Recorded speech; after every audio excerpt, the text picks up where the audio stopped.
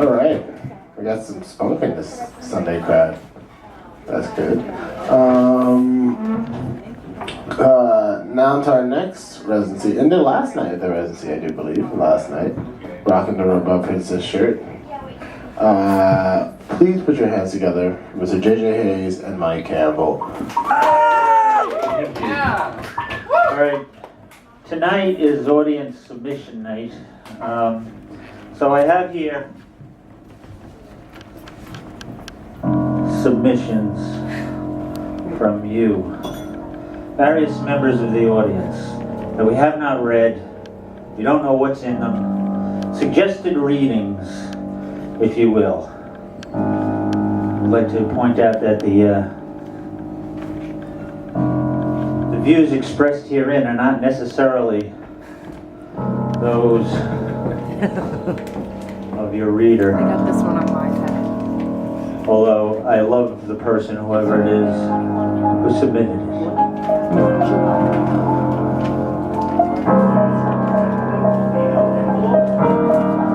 And by love I mean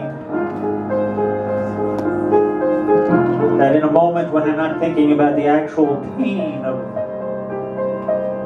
the idea, people I feel I could take a bullet for.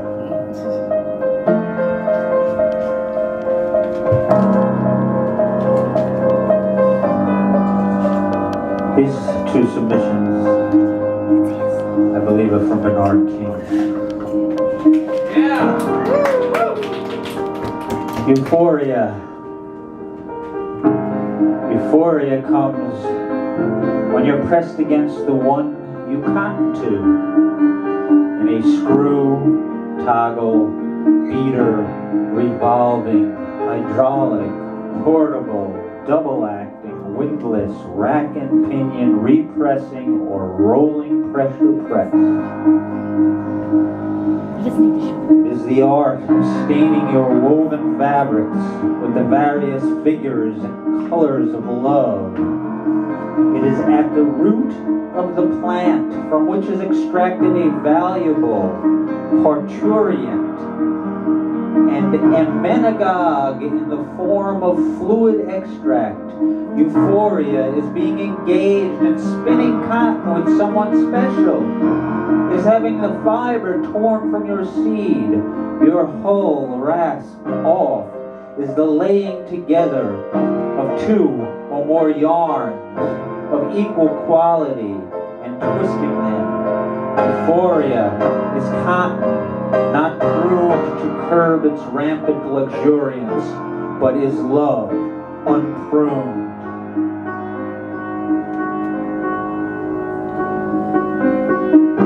The phantom women of the woods. Beyond the orange-red reflections of the highway lights that dance in the windows like will-o'-the-wisps, the phantom women perch among the trees out in the old abandoned woods. They're not as big as in the attack of the 50-foot woman, but they're big enough. You can just make out their languid limbs among the boughs, catch glimpses of their faces hanging in the dusk like owls as they bathe in the warmth, the mellow sunset that disintegrates, animates, reanimates, animates, disintegrates. Still, cold streams of early spring flow in and out between their legs to the froggy, turtly, stagnant ponds that stretch out to the power pylons, the old collapsing silos of the farms. Then in the sparse and yellowed field with its dead white trunks, like sentinel skulls, comes a little coven of nymphs to play their phantom older sisters watch and smile. Woo!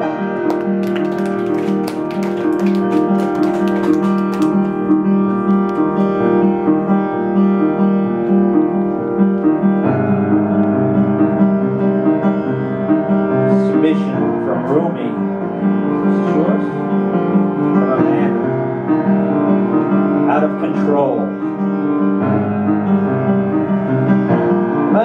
any judgment and skill of my own. My consideration and plans would all be under my control. At night, my consciousness would not leave against my will, and the birds of my senses would be secured within my own cage. I would be aware of the stages journeyed by the soul in unconsciousness, in sleep, and in times of trouble. But since my hand is made empty by His sovereign power to loose and to bind, oh, I wonder, from whom comes this self-conceit of time?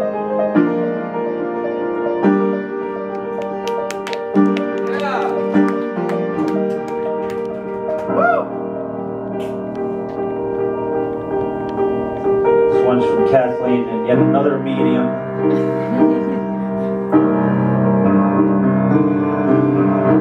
Childhood is the kingdom where nobody dies, by Edna St. Vincent Millay.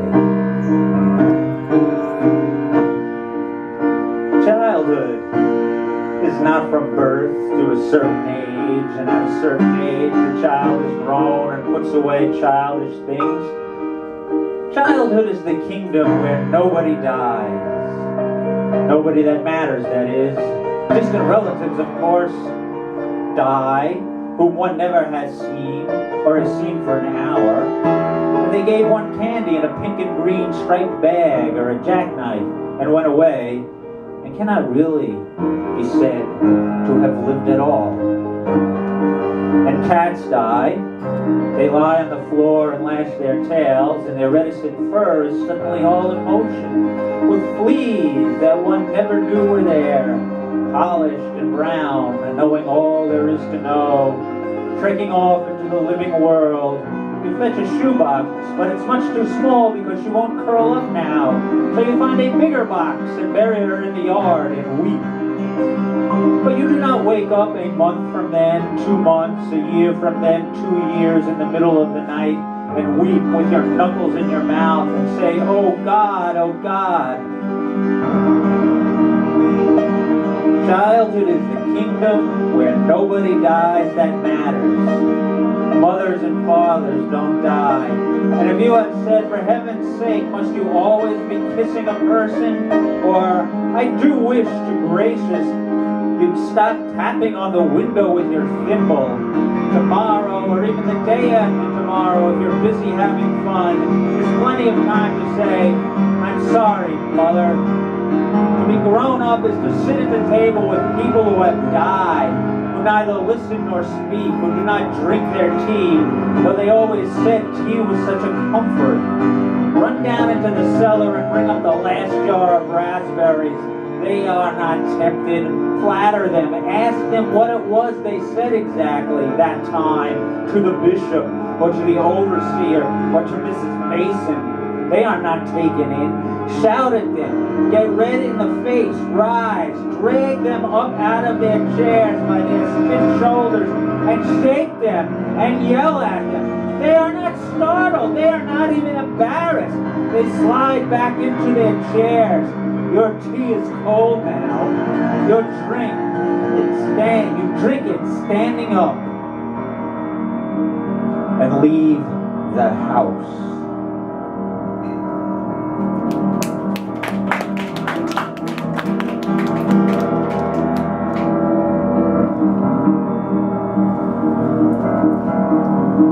This one is by Oliver Bear. Drowning in the blood of a misbegotten moon,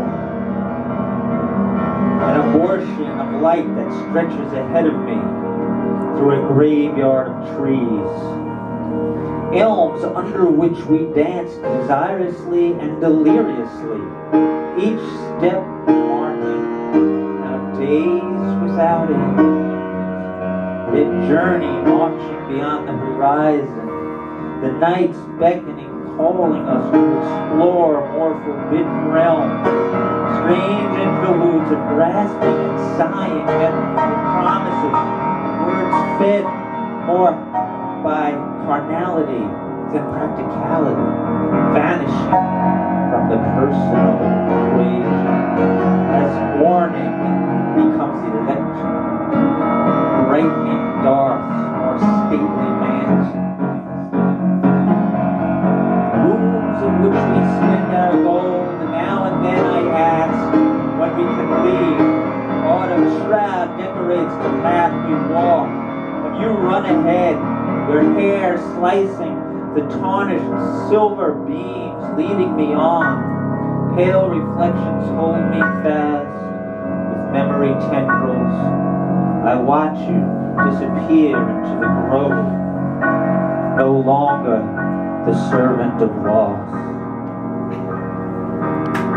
Yeah!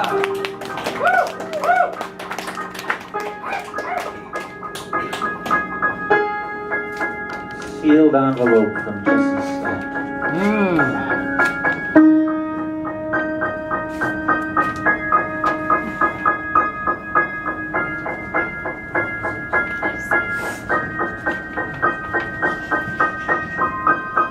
Ode to an apple-flavored bus stop bench. I am setting you up. Your grooves, your sound. It's how I place the needle.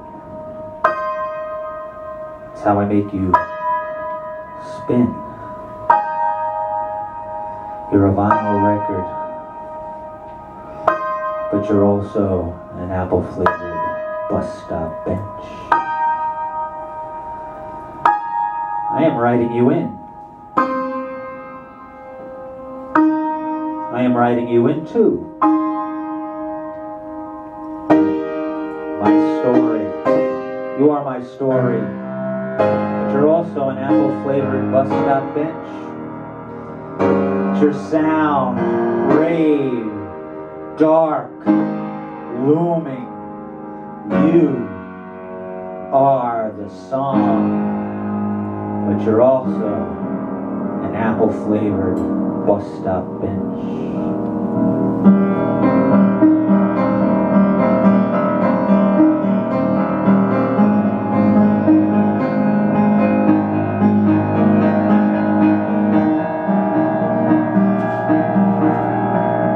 It's in your blood. You are going to work in the dark woods tonight. Tomorrow, you will be an apple-flavored bus stop bench. It's your end, murdered in the dark woods by a pack of wolves who prey on the innocent and live to encounter someone like you, an apple-flavored bus stop bench. It's your resurrection.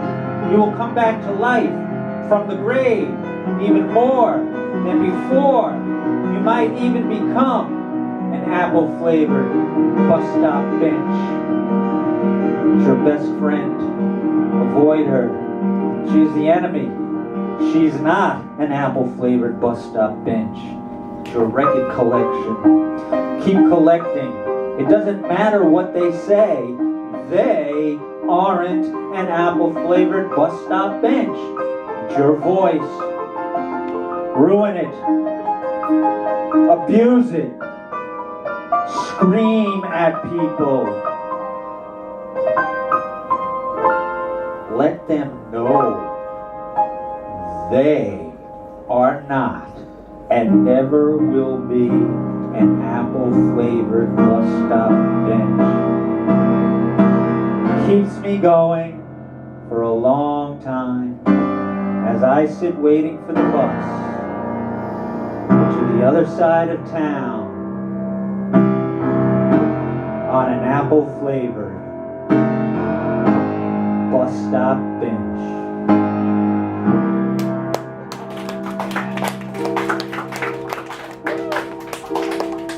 Yeah!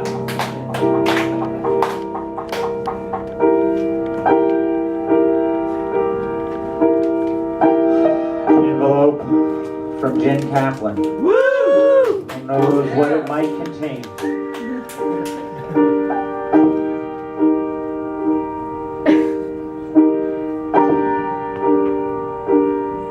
Ooh, tea.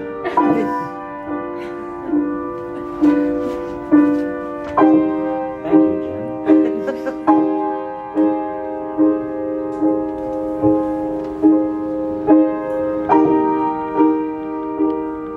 This is a piece written by St. Thomas Aquinas, 1225 to 1274, about sexual sins. This is my favorite thing I have read in 3.5 years as an undergrad. Aquinas crushes the arguments of why people believe various things are not a sin. I am not a poetry person, so I had no idea what I should submit. But I felt that this is almost poetry. The two excerpts from this are titled, Whether the Lust That Is About Venereal Acts Can Be a Sin, and Whether Nocturnal Pollution is a Mortal Sin. It is my idea about you reading this. If my idea about you reading this is terrible, then feel free not to read this.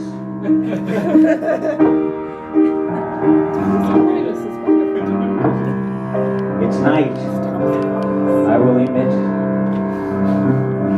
Summa Theologiae 2-2-153-3. Whether the lust that is about venereal acts can be a sin. Objection 1. It would seem that lust about venereal acts cannot be a sin, for the venereal act consists in the emission of semen, which is the surplus from food, according to the philosopher, The Generation of Animals 1:18. But there is no sin attaching to the emission of other superfluities. Therefore, neither can there be any sin in venereal acts. Objection 2. Further, everyone can lawfully make what use he pleases of what is his. But in the venereal act, a man uses only what is his own, except perhaps in adultery or rape. Therefore, there can be no sin in venereal acts, and consequently lust is no sin. Objection 3. Further, every sin has an opposite vice, but seemingly no vice is opposed to lust. Therefore, lust is not a sin.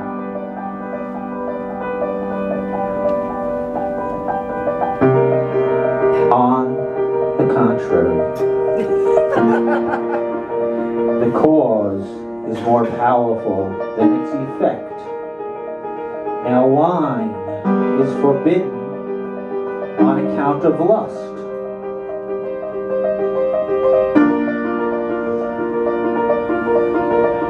Don't let this affect your tipping. According to the saying of the apostle, be not drunk with wine wherein is lust. The Douay translates luxury.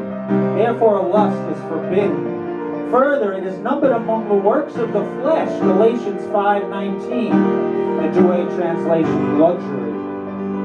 I answer that the more necessary a thing is, the more it behooves one to observe the order of reason in its regard. Wherefore, the more sinful it becomes if the order of reason be forsaken. Now, the use of venereal acts, as stated in the foregoing article, is most necessary for the common good, namely the preservation of the human race. Wherefore, there is the greatest necessity for observing the order of reason in this matter, so that if anything be done in this connection against the dictate of reason's ordering, it will be a sin. Now, lust consists essentially in exceeding the order and mode of reason in the matter of venereal acts. Wherefore, without any doubt, lust is a sin. Reply to objection 1. As the philosopher says in the same book, Generation of Animals 1:18, the semen is a surplus that is needed. For it is said to be superfluous because it is the residue from the action of the nutritive power. Yet it is needed for the work of the generative power. But the other superfluities of the human body are such as not to be needed, so that it matters not how they are emitted, provided one observe the decencies of social life. It is different with the emission of semen, which should be accomplished in a manner befitting the end for which it is needed. Reply to objection 2, as the apostle says, 1 Corinthians 6:20, in speaking against lust, you are bought with a great price. Glorify and bear God in your body. Wherefore, by inordinately using the body through lust, a man wrongs God, who is the supreme Lord of our body. Hence, Augustine says, God, who thus governs his servants for their good, not for his, made this order and commandment, lest unlawful pleasures should destroy his temple, which thou hast begun to be. Reply, objection 3. The opposite of lust is not found in many, since men are more inclined to pleasure. Yet the contrary vice is comprised under insensibility, and occurs in one who has such a dislike for sexual intercourse as not to pay the marital debt.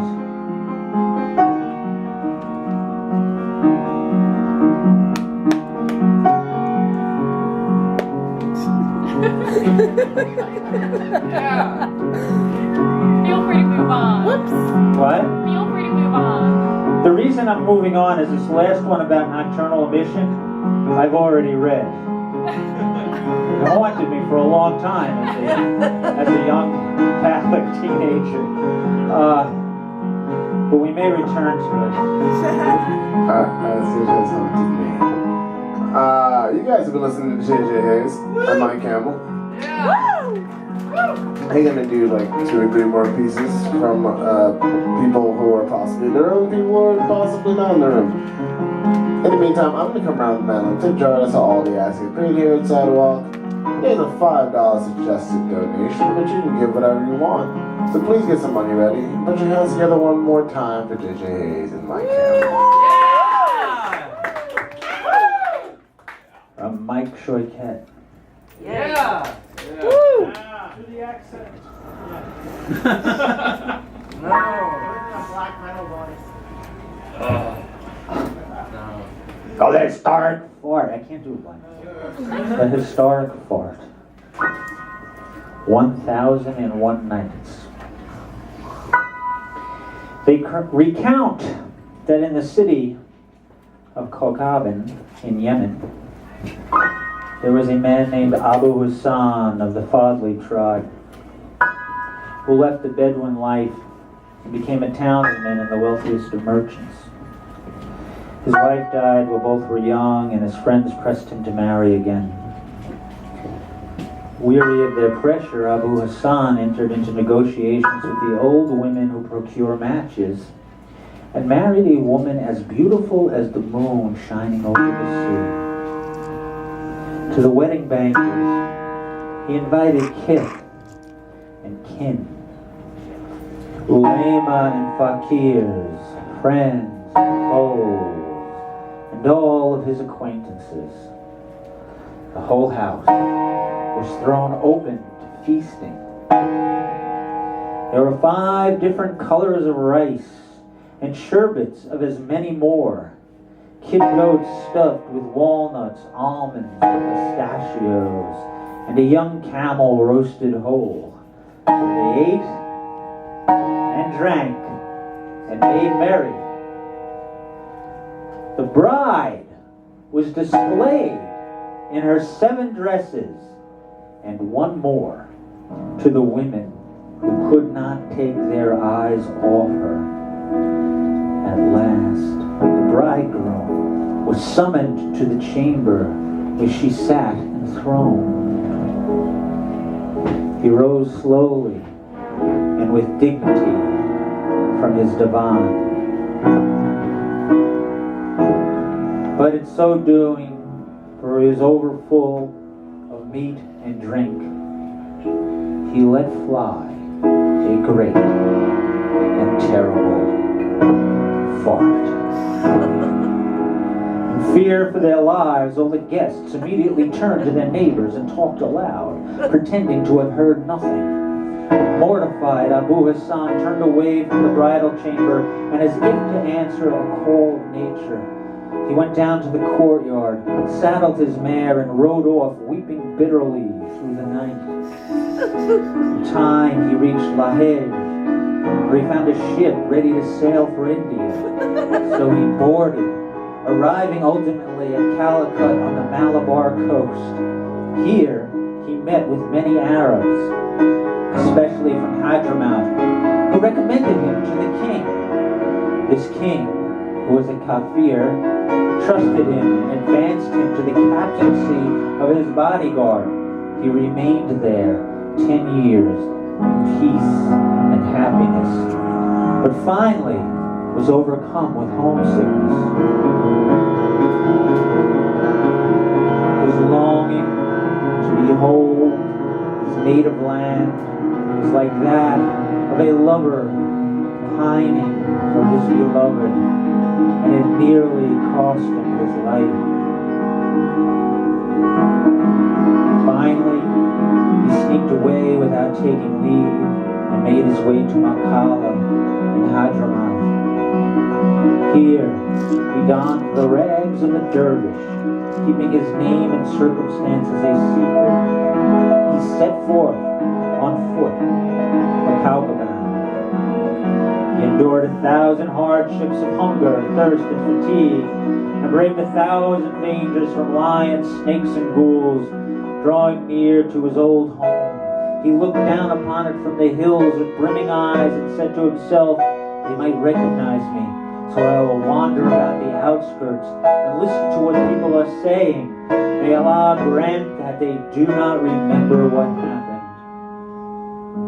He listened carefully for 7 nights and 7 days, until it happened that as he was sitting at the door of a hut, he heard the voice of a young girl saying, "Mother, tell me what day was I born on, for one of my companions wants to tell my fortune." The mother answered, "My daughter, you were born on the very night when Abu Hassan farted." No sooner had the listener heard these words than he rose up from the bench and fled, saying to himself, "Verily, my fart has become a date. It will be remembered forever and ever." He continued on his way, returning finally to India, where he remained in self-exile until he died. May the mercy of Allah be upon him.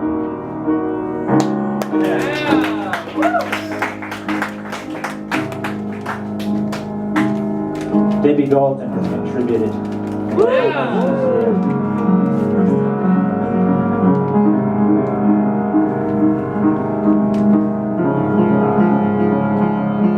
These are poems by Xuanzhu, translated by Thomas Merton.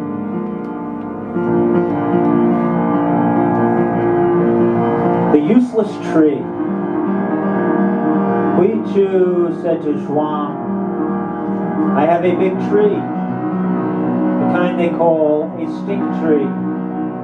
The trunk is so distorted, so full of knots, no one can get a straight plank out of it. The branches are so crooked, you cannot cut them up in any way that makes sense. There it stands beside the road. No carpenter will even look at it. Such is your teaching, big and useless." Huang Tzu replied, "Have you ever watched the wildcat crouching and watching his prey, the way it leaps, and that way, high and low, and at last lands in the trap? But have you seen the yak? Great as a thundercloud, he stands in his might. Big? Sure.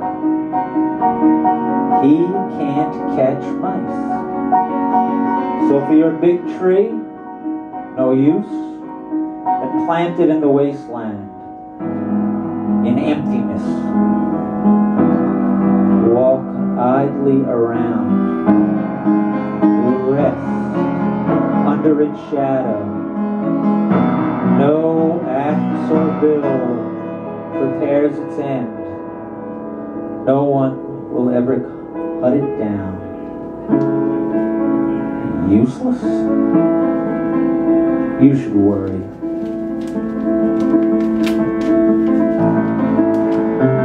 Three friends. There were three friends discussing life. One said, "Can men live together and know nothing of it? Work together and produce nothing?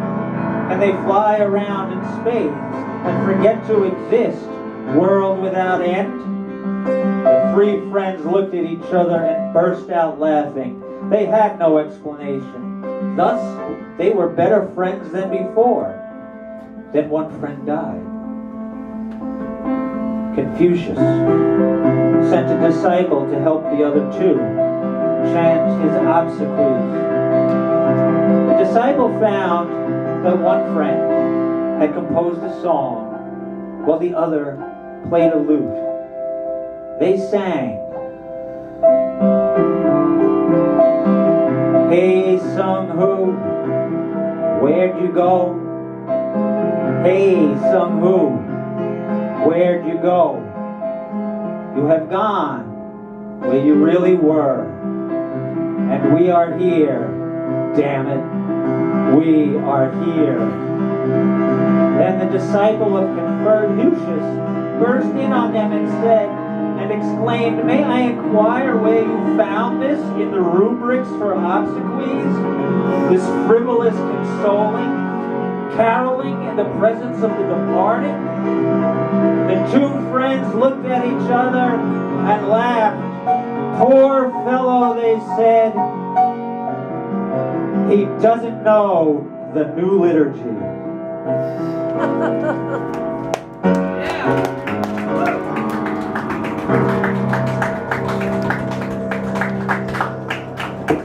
Cheers, and White Camel, guys.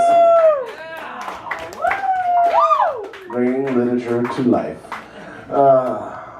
Stick around, we have Zoe Z coming up next to the Sour Cafe.